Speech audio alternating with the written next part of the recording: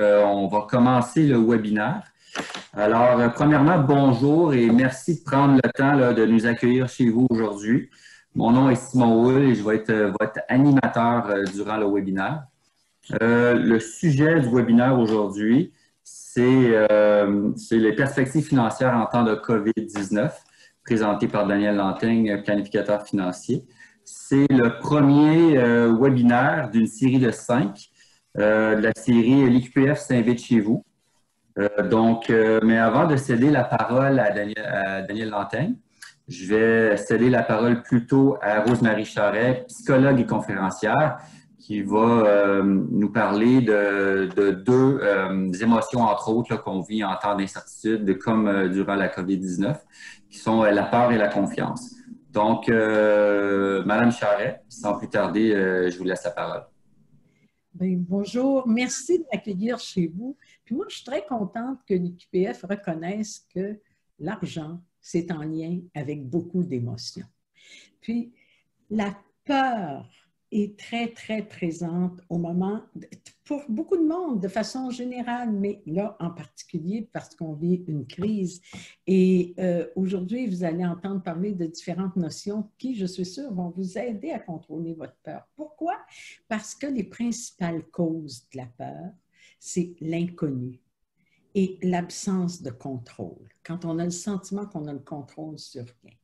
Alors, qu'est-ce qu'on peut faire? On peut s'informer davantage, puis on peut voir de quelle manière on peut prendre le contrôle. On peut aussi, quand on a peur de perdre, avoir en tête quelque chose de plus précis, parce que souvent dans la peur, c'est le flou. Donc, j'ai peur de perdre quoi? Combien? Quelle est la probabilité que ça arrive? Quelles sont les conséquences? Donc, devenir plus présent, parce qu'un des réflexes de la peur, c'est je vais essayer de ne pas y penser. Essayer de ne pas y penser, ça ne calme pas la peur. Y penser, s'en occuper plutôt que de s'en préoccuper. Arrêtez d'avoir peur d'être jugé, parce que là, tout le monde va avoir des difficultés à rencontrer. Fait que s'estimer globalement, se faire confiance globalement, vous avez fait des bons coups, des moins bons coups, mais globalement, peut-être c'est pas pire.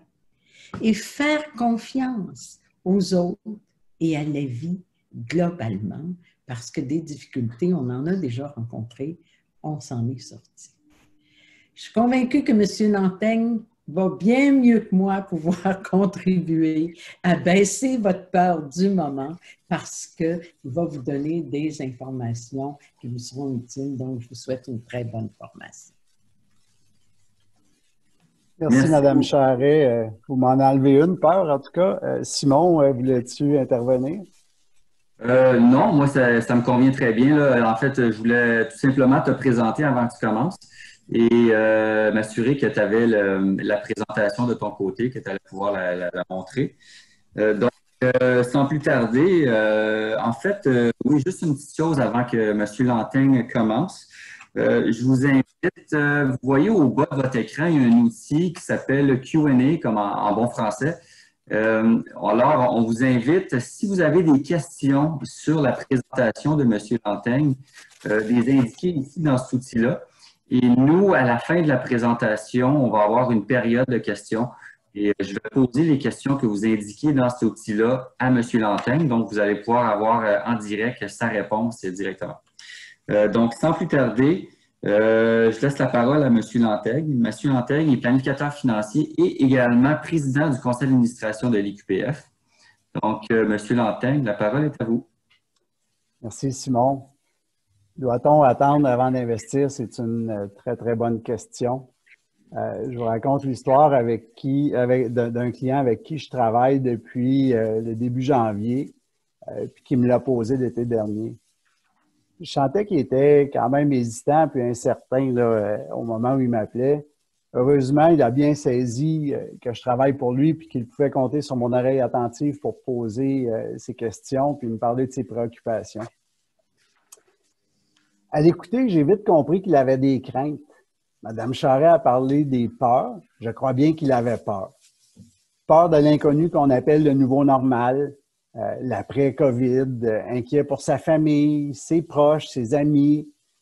Il avait peur de faire une erreur monumentale. Mais c'est normal. Notre peur de perdre est naturelle. C'est une émotion qui a été étudiée autant par les psychologues que par les économistes et qu'on appelle l'aversion aux pertes. Ce qui m'est passé par l'esprit à ce moment-là, c'est qu'on avait tous les deux à peu près les mêmes préoccupations. On semblait être au même niveau quant aux informations sur les dangers de la pandémie et du virus lui-même, mais peut-être pas au niveau de l'économie et des finances. J'ai pris un petit 15 minutes pour faire une mise à niveau avant de répondre à ces questions, puis c'est ce que je vous raconte aujourd'hui.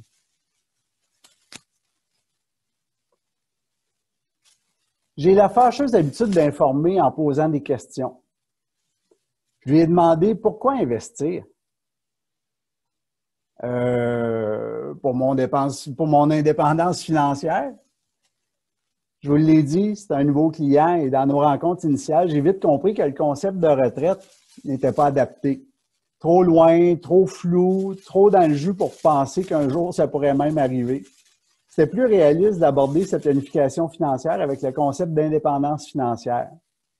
C'est quoi l'indépendance financière?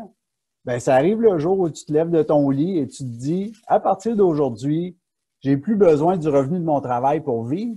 Je décide de ce que je fais et de ce que je fais pas.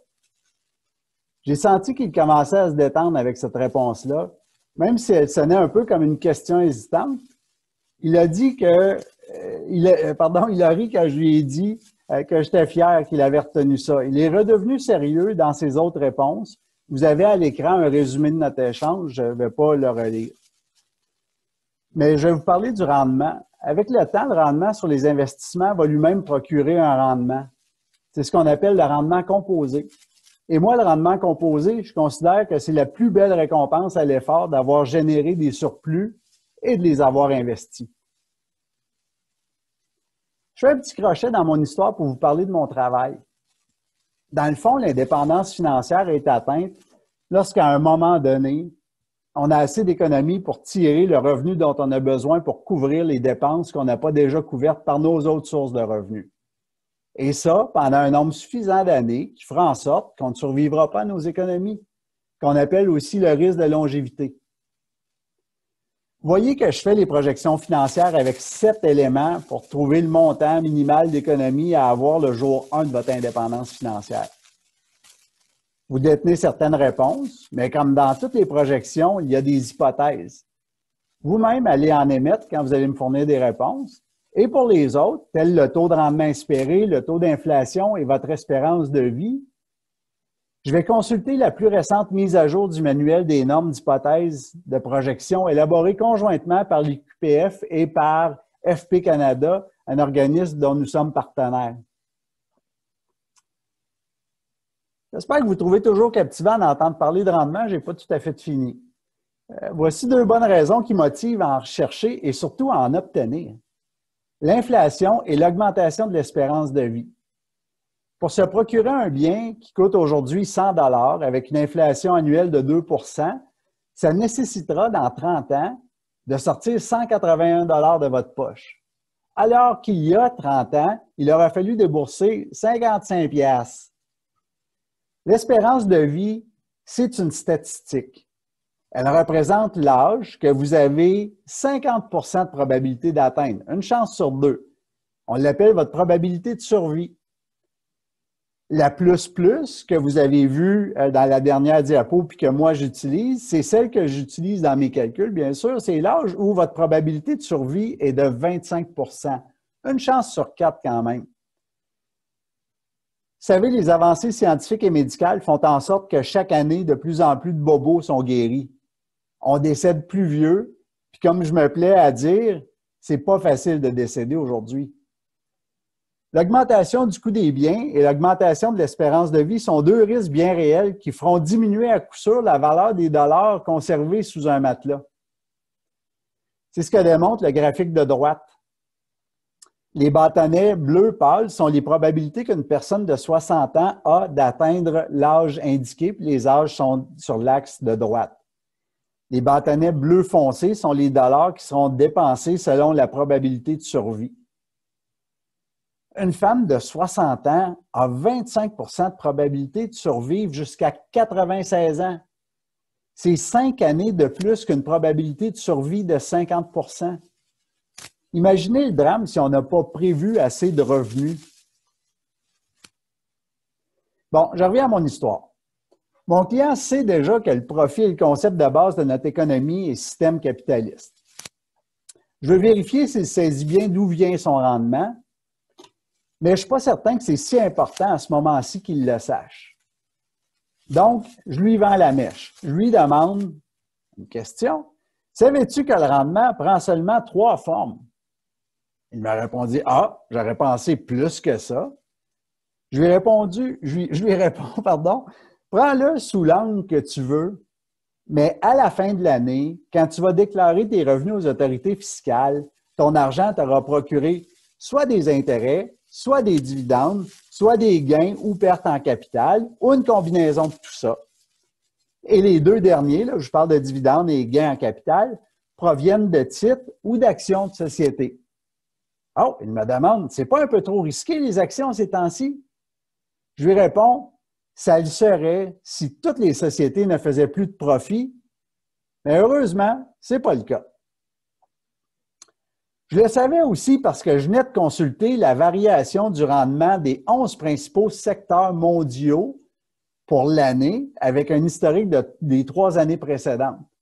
Donc, ce que vous voyez ici, puis je me tourne un peu à droite parce que j'ai un écran qui est un peu plus grand, là, qui me permet de bien voir. Si vous regardez le premier secteur mondial, qui est l'économie, l'énergie renouvelable, pardon, et le meneur cette année d'un point de vue rendement, en 2019 était au 2e rang, puis en 2018-2017 était pas mal plus bas, puis on était en 2018 même pas positif, là.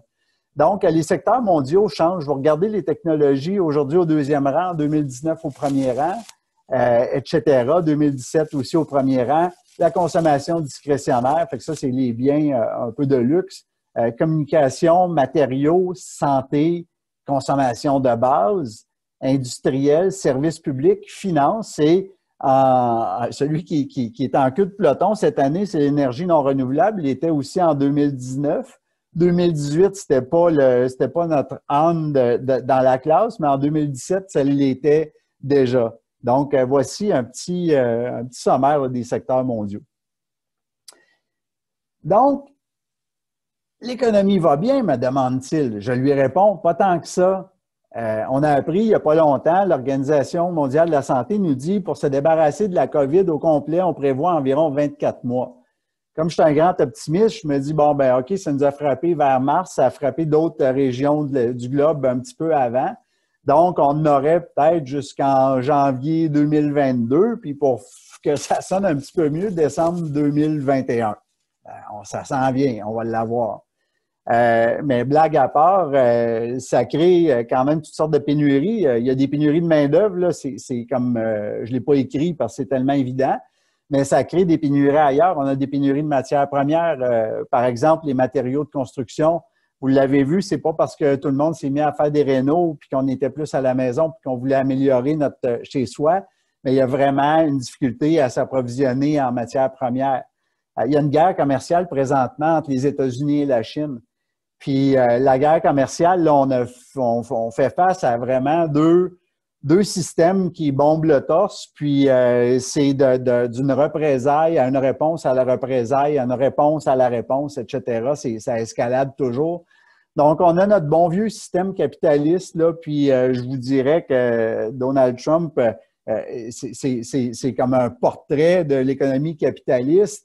Le plus pur qu'on peut avoir. Donc, nous, il y a d'autres mesures là, qu'on utilise, avec lesquelles on utilise le système capitaliste, donc des systèmes de santé publique, des choses comme ça. Mais bref, les Chinois, eux, aussi ont adapté depuis peu une espèce de système capitaliste. Puis je vous dis une espèce parce qu'il n'est pas pur, là. C'est une économie de marché où on a quand même des entreprises qui ont un libre marché. On a amené des travailleurs à vraiment augmenter leur sort. On est passé de fermiers à presque développeurs en technologie. Mais on a un gouvernement aussi qui est autoritaire en Chine.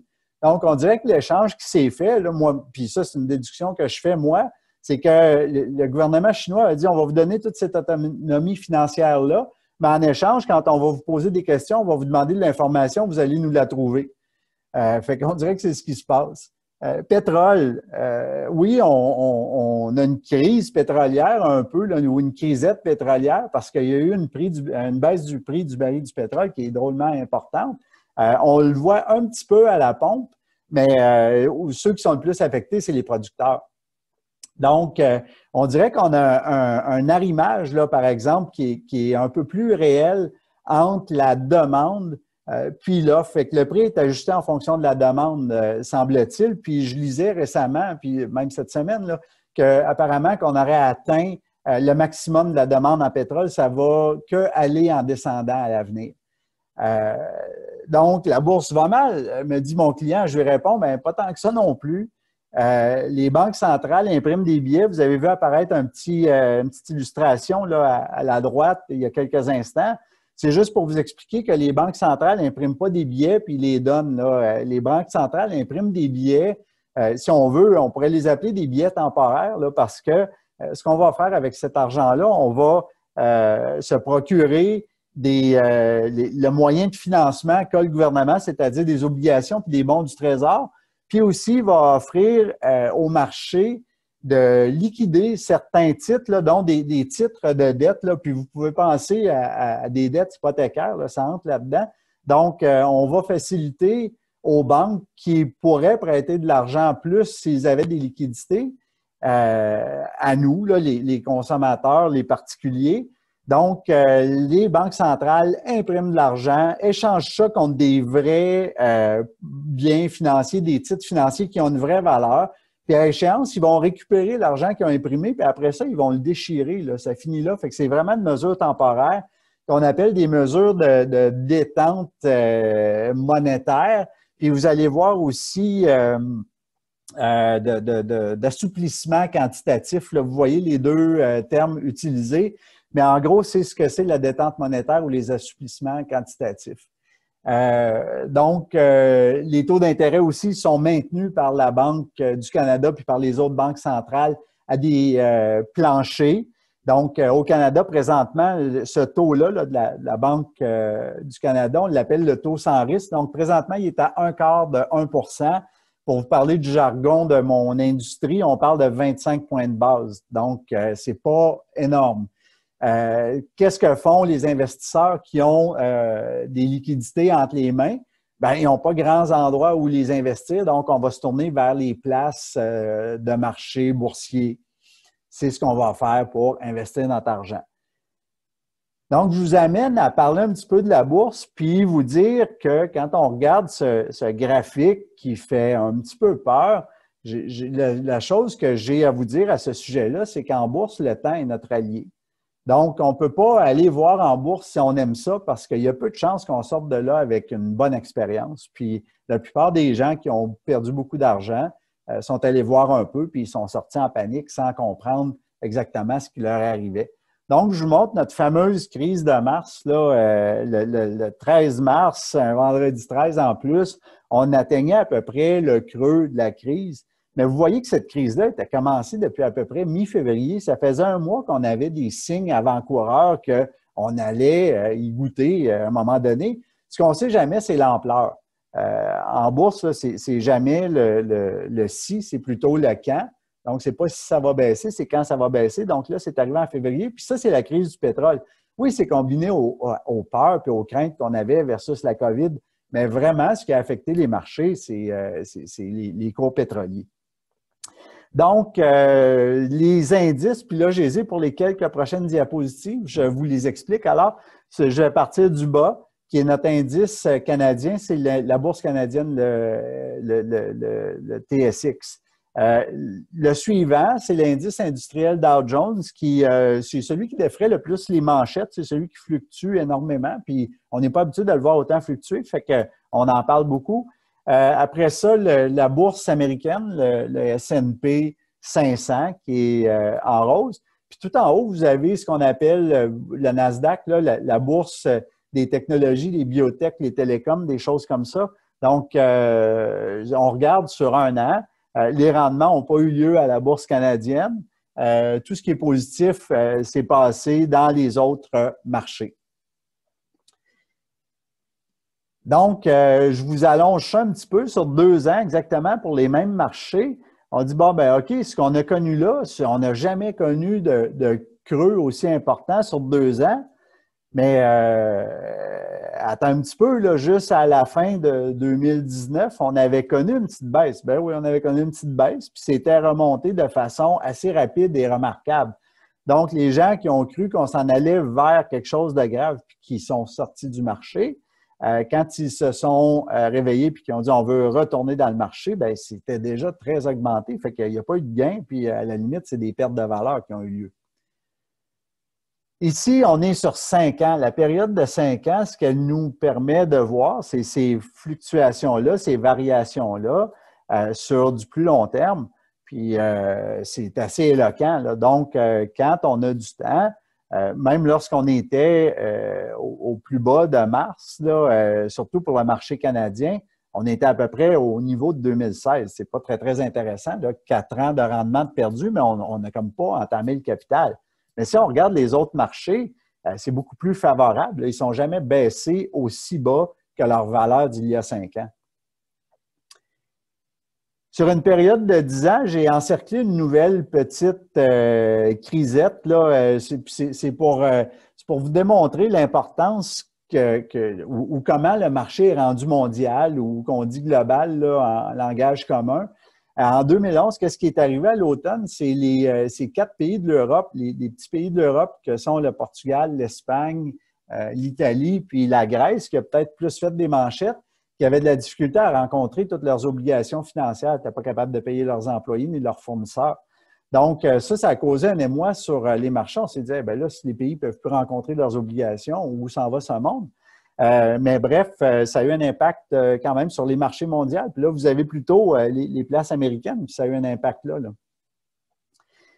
On tombe sur 20 ans. Bien, là, 20 ans, je vais avoir de l'air excité là, de vous parler de la crise de 2008. C'était une crise qui était très, très importante, là. Donc, je la trouve intéressante. C'est pour ça que j'ai de l'air assez intéressé, mais je n'ai pas aimé ça moi non plus, là. Donc, en 2008, ça a été l'éclatement de la bulle immobilière aux États-Unis seulement. Donc, mais cet éclatement-là a éclaboussé la planète entière parce qu'on avait créé des produits financiers avec ces conditions particulières, puis je ne reviendrai pas dans le détail du marché immobilier américain. On avait dispersé le risque dans une foule de produits financiers que l'investisseur final, c'est-à-dire vous et moi, se retrouvait à avoir dans nos portefeuilles. C'était à notre su, mais très souvent, c'était à notre insu aussi. On en avait juste un petit peu.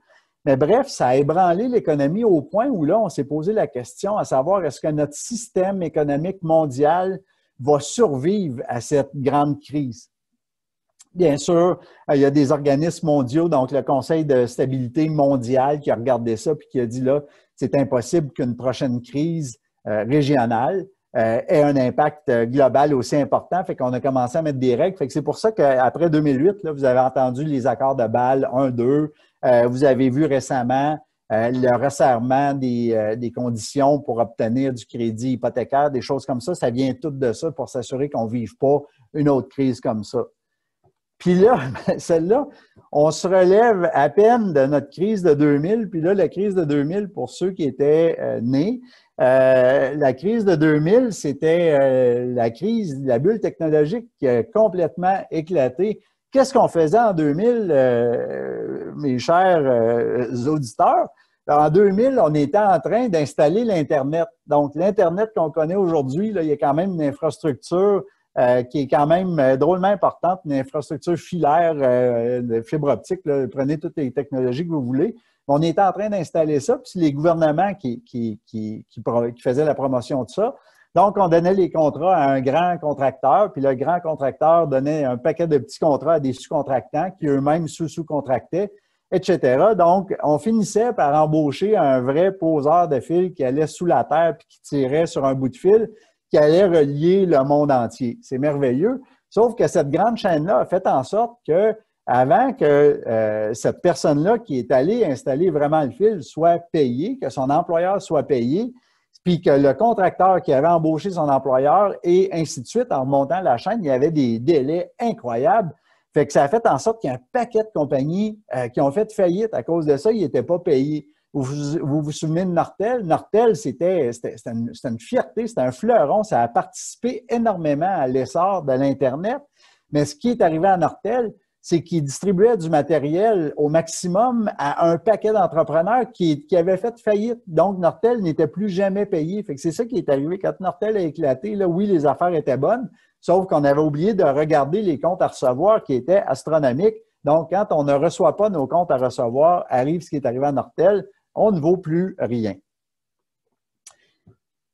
Je ne voulais pas me rendre à 40 ans. Je trouvais que 30 ans, c'était suffisant pour vous démontrer que le temps est notre allié en bourse. Mais je voulais quand même parler de quelque chose d'important, puis je peux le ramener, là, la diapositive 30 ans, pour vous parler du marché canadien. Regardez à droite de votre écran, là, dans la zone verte, ça vous montre que sur 30 ans, le marché canadien a quand même donné un rendement cumulatif de 393 %, quand même pas si mal. Là, on a presque quadruplé notre mise sur 30 ans. Ouais, OK. Mais si on regarde les autres marchés, la bourse américaine, c'est 10 fois notre mise. Puis là, j'étais à la bourse, j'ai l'indice Dow Jones industriel, puis j'ai la bourse conventionnelle là, de tous les services et autres.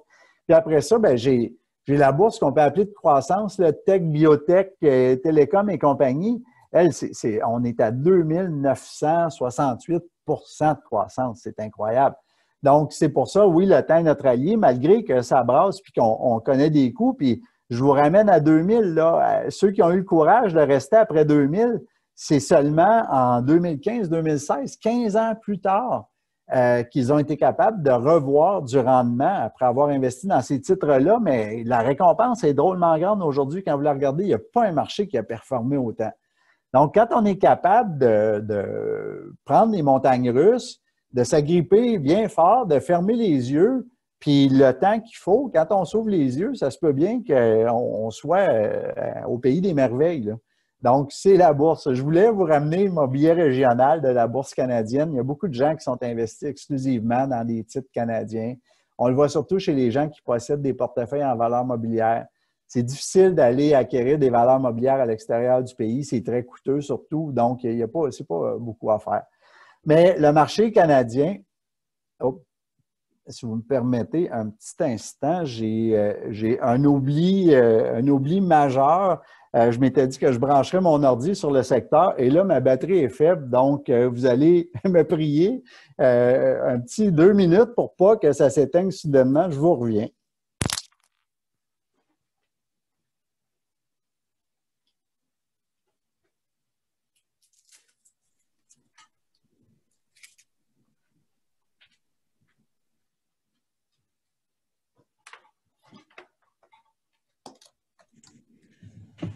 Alors, je vais profiter pendant que Daniel rebranche son ordinateur, juste pour vous rappeler que vous pouvez poser des questions, n'hésitez pas. Comme je vous disais, vous pouvez utiliser l'outil Q&A là, pour poser des questions et on va y répondre à la fin de la présentation. Et également, je vous rappelle que le prochain webinaire va avoir lieu le 22 septembre. Donc, toujours dans la même série, l'UQPF s'invite chez vous. Le sujet sera en couple, divorcé, séparé ou seul par choix, comment planifier son avenir financier. Donc, je crois que Daniel est de retour. Merci Simon, merci. Comme disait, je me souviens plus qui, vive le direct. Donc, voilà, je reviens pour vous parler du marché canadien. Dans le graphique que j'ai trouvé, pour vous parler de cela, montre que le marché canadien, c'est la ligne bleue vers le bas qui est sous la ligne verte et sous la ligne jaune or. Donc, le marché canadien, après 40 ans, voici le rendement que vous auriez eu d'un placement initial de 10 000 $. Là, on vaut dans les 300 000 $ environ. Ce qui est juste au-dessus, puis c'est relativement fascinant, c'est de voir que les obligations canadiennes excèdent le rendement de la bourse canadienne. Puis, tout au haut, là, où on est presque dans le 900 000 $ pour mon placement de 10 000 en 80, c'est la bourse américaine, c'est le S&P 500. Et tout en haut, c'est ce qu'on appelle les petites capitalisations boursières. Donc, c'est les compagnies sur lesquelles, dans lesquelles on investit, dont on n'attend pas de profit, mais on attend une croissance importante. Donc, on est en démarrage, on est dans un nouveau créneau, on est dominant dans notre marché, on gagne des parts de marché de façon importante, fait qu'on a une croissance phénoménale de notre valeur, mais on n'est pas nécessairement profitable encore ou on ne distribue pas nos profits, alors que la ligne jaune en dessous, c'est beaucoup plus tranquille, c'est des entreprises établies qui distribuent des profits massivement chaque année. Donc, voilà, c'est une petite démonstration que notre billet régional d'acheter des titres canadiens n'est pas nécessairement, d'un point de vue rendement, une bonne idée. Donc, j'ai enfin fini de parler de rendement. J'aborde finalement le titre du webinaire, croyez-le ou non, et qui, je vous le concède, fait peur. Peu importe la question suivant un tel titre, la réponse sera tout sauf évidente. Donc, prenons un moment pour mieux comprendre la situation. Comme vous le lisez, une perspective a un aspect plutôt positif, par le seul fait qu'elle évoque l'avenir, un plan du futur. On n'a pas la même sensation pour le mot COVID. Tous les synonymes, toutes les références au COVID s'avèrent plutôt être des antonymes, des contraires de perspective. Mais le titre est tellement gros et la question tellement pertinente, sans oublier que je n'ai pas la science infuse. Puis j'ai fait comme je fais d'habitude quand je n'ai pas la réponse à une question, je consulte des spécialistes. Je suis allé voir d'abord les économistes.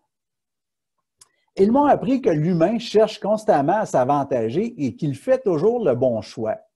Donc, on m'a parlé que l'humain est un homo economicus, puis qu'il est rationnel, qu'il a une parfaite maîtrise de lui-même et qu'il fait seulement ce qui l'avantage. Leurs conclusions m'ont amené à me demander si je n'étais pas en plein mauvais rêve. C'était tout de même pas possible que depuis 2002, ce qui représente 18 ans à avoir toutes sortes de situations financières personnelles, que je n'ai jamais rencontré un homo economicus. Fait que ça m'a amené à consulter les psychologues. Les psychologues m'ont appris que l'humain prend des décisions biaisées, qu'il a une rationalité et une maîtrise limitées, qu'il est vulnérable aux influences sociales, qu'il est émotif. Les gains lui procurent une satisfaction qu'on peut appeler de la joie. Pas en euphorie, là, ici, de la joie seulement pour les gains. Mais la peur de perdre est plus forte que tout. Il n'y a rien de pire comme émotion pour l'humain que la perte. Puis elle fait prendre des décisions inconscientes et non contrôlées. Puis je peux faire une parenthèse pour vous parler de la capsule d'introduction au webinaire que je disais, tu sais, quand vous partez acheter trop de papier de toilette, il n'y en avait pas de problème de papier de toilette, là. On en produit au Québec, Cascade en fait à journée longue. On n'était pas pour en manquer, mais on y allait quand même sans savoir consciemment ce qu'on faisait. C'était pas contrôlé, mais on y allait. Donc, après avoir consulté les psychologues, je me suis dit, je n'ai rien rêvé et les situations que j'ai vues étaient bien réelles. D'ailleurs, des recherches effectuées au cours des 30 dernières années intègrent graduellement la psychologie aux théories économiques et financières dans le but de comprendre comment l'être humain prend ses décisions financières. Et, heureusement pour vous, l'IQPF enseigne tout cela aux planificateurs financiers. J'ai fait un graphique, puis je vous dis tout de suite sur le graphique, en rouge, là, c'est les économistes qui m'ont placé ça, puis en bleu, c'est les psychologues. Donc, je vous le ramène, là, après vous l'avoir montré, comme ça, je ne vous l'enlève pas des yeux, je vais juste vous montrer la prochaine version qui est une petite démonstration, une illustration de ce qui s'est passé récemment, là. Donc, notre histoire récente, en février 2020, quand on a commencé à avoir des baisses, les psychologues ont été capables d'identifier qu'on a été en panique. Après ça, qu'on a capitulé, c'est-à-dire « Ah, non, c'est pas pour moi », puis après ça, ben, on bouge-tu, on bouge pas, on ne sait pas, mais on devient découragé. Fait que si on a bougé quand on a capitulé, puis qu'on voit qu'on a perdu de l'argent, on est vraiment découragé. Puis là, en mars 2020, c'était le creux, on était complètement découragé, paniqué. Puis les économistes arrivent et nous disent « Ha, point culminant d'occasion de placement ». Donc, en mars 2020, là, on aurait dû acheter. Suite à ça, les psychologues me disent, l'humain vivra une dépression et tout à coup, dès la petite remontée, on vivra d'espoir, de soulagement, d'optimisme, on deviendra enthousiaste, on va être emballé, on va être même euphorique. Sauf que lorsqu'on est euphorique, on est au point culminant du risque financier, puis habituellement, quand on est euphorique, on veut participer, on veut acheter. Puis moi, je vous dirais, pour résumer, dans les mots de mes clients, quand on était en mars, c'était la désolation. Puis en septembre, les gens à qui je parle me disent, bon, là, c'est pas pire, au moins c'est revenu. Bon, là, je vous parle de gens qui ont conservé leurs investissements, mais je suis content que personne me demande présentement, c'est-tu le temps d'acheter? Il est un petit peu passé le temps d'acheter. Mais là, je vous parle de temps d'acheter, de rentrer massivement de l'argent dans le marché pour tenter de faire massivement du rendement. Donc, voici un petit tableau que j'ai pris chez des prix Nobel en économie là, qui ont fait un peu de recherche au-delà de l'économie, sont allés eux aussi voir les psychologues finalement, puis ils ont appris comment on prend nos décisions. Dans notre boîte crânienne, on a deux systèmes, l'air de rien, que notre cerveau contrôle. On a un système qu'on dit automatique et on a un système qu'on dit réflectif. Donc, notre système automatique, on l'appelle le 1. C'est un système qui est non contrôlé, sans effort, associatif, rapide, inconscient, exprime un talent. Donc, si je vous dis 12 fois 4, vous avez la réponse. Le système automatique vient de répondre. Si je vous dis 128 fois 12, oh, là, on n'est pas au même endroit, on n'a pas une réponse automatique. Donc, on va falloir faire un petit peu d'effort. On va tomber dans le système 2. C'est un système qui est plus contrôlé, il va exiger des efforts, il est déductif, il est lent, il est conscient, par exemple, puis il applique des règles. J'espère que vous n'étiez pas inquiet, je n'ai pas oublié mon client. Je termine mon histoire avec mes préoccupations de ce qui est à mettre en place pour que les décisions soient plus faciles à prendre à l'avenir. Donc, cher client, pour prévenir les coûts, obtiens une évaluation de ta réelle aversion au risque et fais-la tester. Je m'explique. Un questionnaire en 4 questions pour se débarrasser de la conformité, à mon avis, ce n'est pas un profil d'évaluation du risque. Puis la tester, c'est quoi? C'est de faire des projections financières avec des variations dans notre rendement espéré. Puis le rendement espéré va venir en effet de la tolérance au risque qu'on a divulgué dans les questionnaires qui nous ont été posés. Donc, on peut être de risque, disons, croissance, puis on n'est pas super à l'aise avec ça, bien, dans nos projections financières à croissance, on peut facilement demander à notre planificateur financier, mets-moi donc comme si j'étais un risque modéré pour voir c'est quoi les résultats. Puis vous seriez surpris de voir que ça se peut que votre plan se réalise quand même en prenant un risque moins important, que vous dormiez bien la nuit, puis que vous réalisiez vos projets. Donc, cher client, pour prévenir les coûts, faites bien la distinction entre perte et baisse. Tout à l'heure, quand je vous parlais de fiscalité, là, je vous parlais de perte ou de gain en capital. Bien, à la fin de l'année, vous allez être d'accord avec moi si je vous dis « Ah non, ben, tu n'as rien fait de l'année, tu n'as pas fait de vente, tu n'as vendu aucun titre, tu les as tous conservés, mais tu déclares au fisc quand même ce que tu as gagné. » Ça se peut que tu dises un instant avec quoi je vais payer mes gains. Si on paye nos gains d'habitude quand on a vendu, on a fait un gain, on se garde une petite partie du profit pour payer nos impôts. Mais là, ici, on parlerait de baisse. Donc, sur papier, sur relevé, on regarde nos relevés d'un mois à l'autre, c'est pas encourageant, les valeurs baissent. On parle de baisse, n'est pas me parler de perte, n'est pas me dire hey, là, j'ai perdu après 3 mois. Tant, bien, je suis dans l'empathie avec vous, là, mais j'aimerais mieux qu'on parle de baisse que de perte. Parce que quand ça arrive, à l'occasion, quand quelqu'un me dit qu'il est bien énervé, qu'il a perdu, je lui demande toujours pourquoi il a vendu. Bien, je n'ai pas vendu. Bon, OK, bonne nouvelle, tu n'as pas perdu. Donc, chaque client, pour prévenir les coûts, adopte une stratégie défensive d'investissement.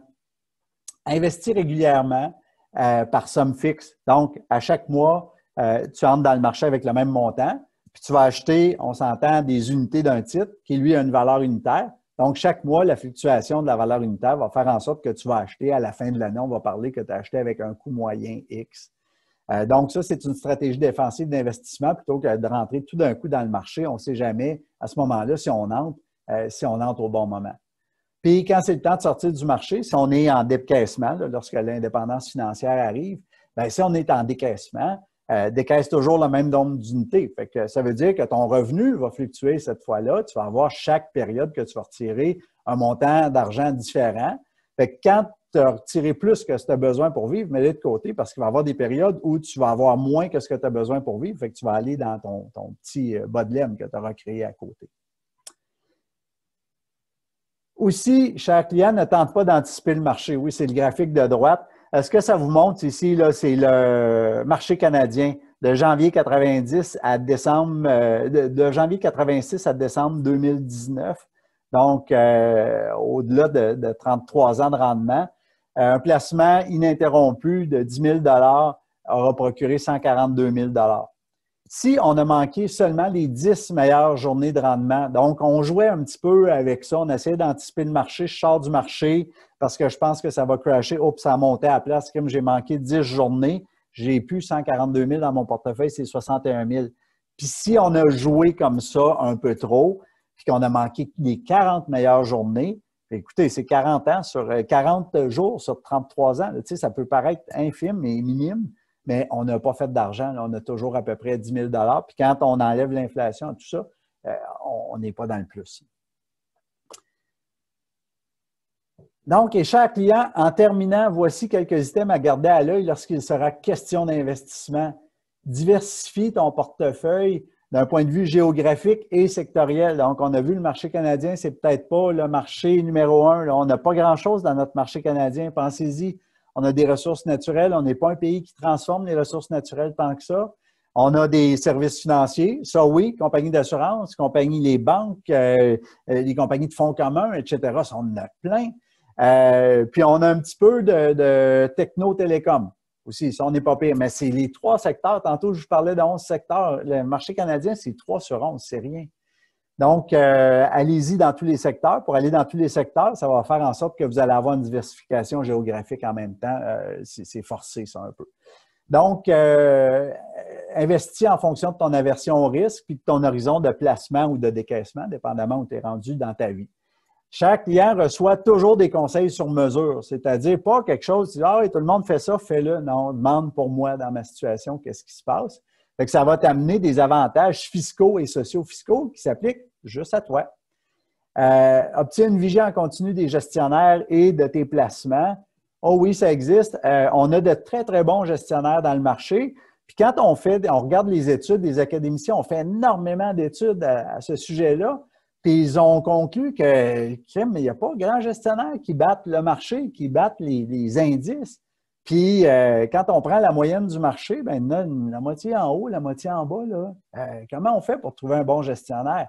Bien, il y a des moyens de trouver un bon gestionnaire. On a des méthodes de suivi. Il y a énormément de données aujourd'hui qui sont produites. Fait que si on les utilise, on va être capable de détecter chez un gestionnaire performant depuis un bout quand est-ce qu'il va commencer à décliner puis s'en aller vers quelque chose qu'on a identifié puis qu'on appelle dans le milieu une régression vers la moyenne. Fait qu'un bon gestionnaire qui a connu de la croissance va finir par y retourner à sa moyenne. On n'y peut rien. Donc, on veut une vigie pour être capable aussi de déceler le prochain gestionnaire qui, lui, est en train d'excéder la moyenne puis qui en a pour un bout à donner du rendement qu'on appelle de la valeur ajoutée à nos clients. Donc, avant de conclure puis de changer la diapositive, je veux vous rassurer, le client, bien sûr, m'a demandé de prendre en charge l'implantation des recommandations que je lui ai faites. Donc, on continue à travailler ensemble. C'est la bonne nouvelle pour nous deux. Merci beaucoup d'avoir assisté à ce webinaire offert par l'UQPF. J'espère que vous trouvez que vous avez fait un bon investissement en temps. Je vous laisse quelques trucs à emporter. La vie continue, ouais, peu importe les marchés. Puis, paraphraser, là, on n'ampute pas pour une fracture. Ça va finir par guérir, puis le membre va servir à nouveau. Connaissez l'état de votre situation financière, c'est très important. Sachez où vous en êtes. Là, on parle de bilan, on parle d'état de vos placements, on parle de ce dans quoi vous êtes investi, votre niveau de risque. Il est impossible d'anticiper les marchés. Faites-le pas, essayez pas. Diversifiez vos placements par secteur, par géographie. C'est devenu une évidence. Respectez votre niveau de tolérance au risque. Allez-y pas pour « Oh, il semble avoir une opportunité là. Si je mettais un peu plus d'argent là, moi, j'étais planificateur financier d'une personne qui me demande ça. je crois que je referai des projections financières en évaluant ce risque-là puis en voyant c'est quoi les résultats que ça pourrait donner. Décider plus lentement. Là, vous venez de comprendre, là, on a deux systèmes de pensée. On a un qui est rapide, là, dès que c'est comme ça vient, c'est le système 1 qui répond. Bien, à l'occasion, prenez donc le temps ou répondez donc, je dois y réfléchir. Je ne peux pas répondre tout de suite, je dois y réfléchir. Qu'est-ce qui va arriver dans ce temps-là, dépendamment avec qui vous êtes? Ça se peut bien que la personne vous presse puis qu'elle ait des arguments. Tenez votre bout, réfléchissez-y, pensez-y.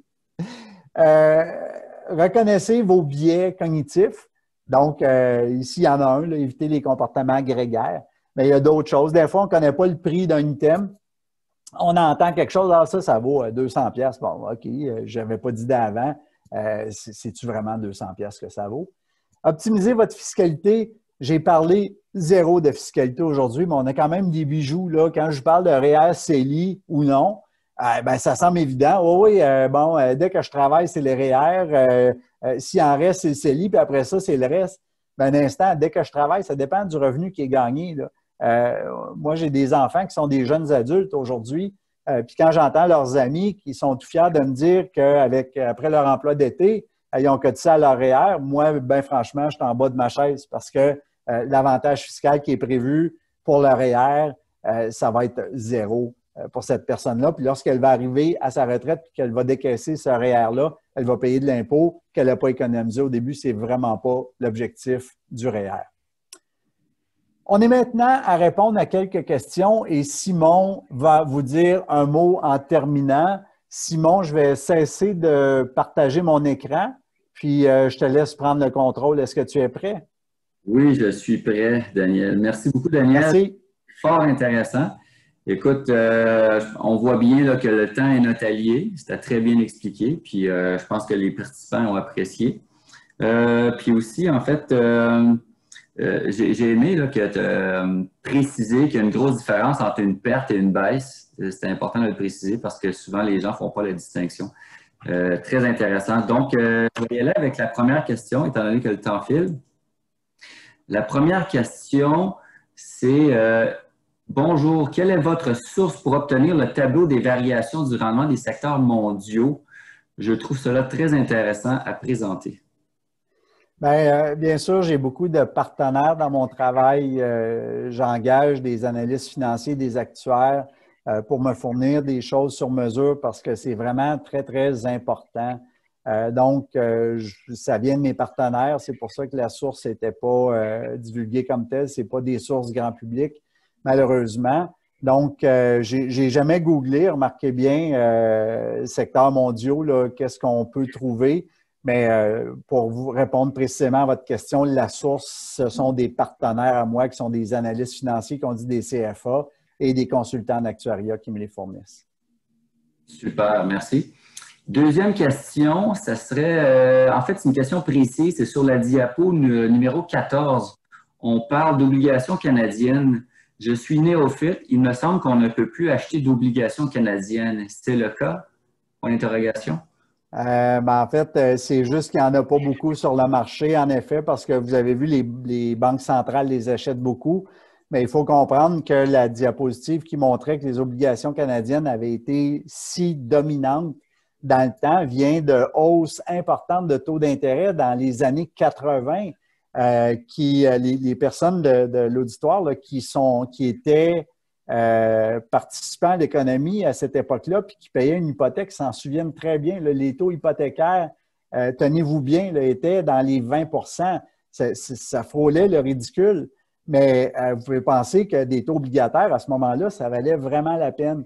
Aujourd'hui, on ne voit plus ça. C'est pour ça qu'il n'y a pas de promotion sur les obligations. Les bons du Trésor, ça n'existe plus parce que les taux sont tellement faibles. Et je vous dirais que dans le marché canadien, on continue à avoir des taux qui sont les plus intéressants au monde. Il y a beaucoup de pays présentement que les taux obligataires sont à zéro, puis je n'embarquerai pas là-dedans, mais il y en a que les taux sont négatifs. Parfait, c'est vrai, oui. Merci beaucoup, Daniel. Prochaine question. Je comprends que le temps joue en notre faveur, mais quels sont les signes qui m'indiquent que je devrais retirer?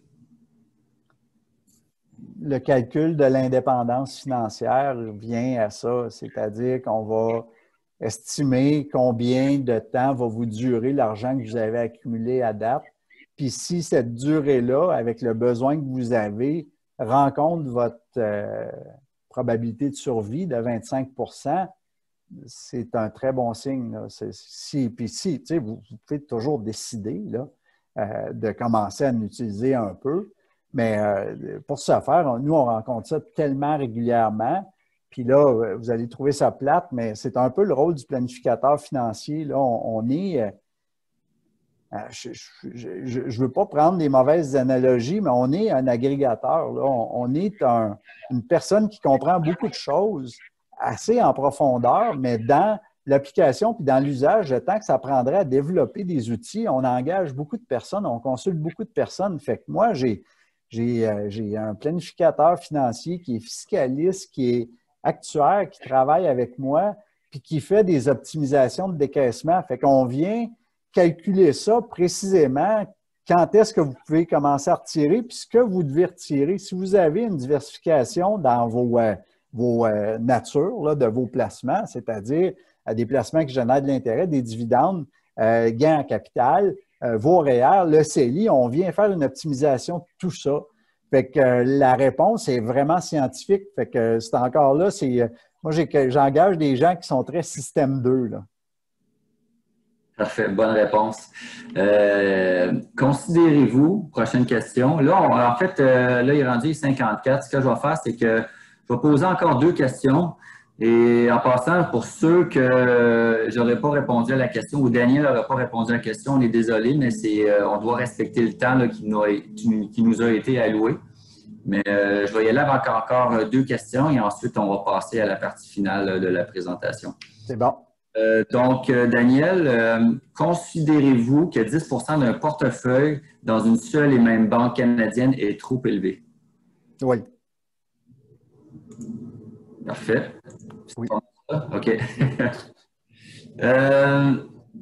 OK. Ici, j'ai une question. Comment et où trouver des gestionnaires de confiance?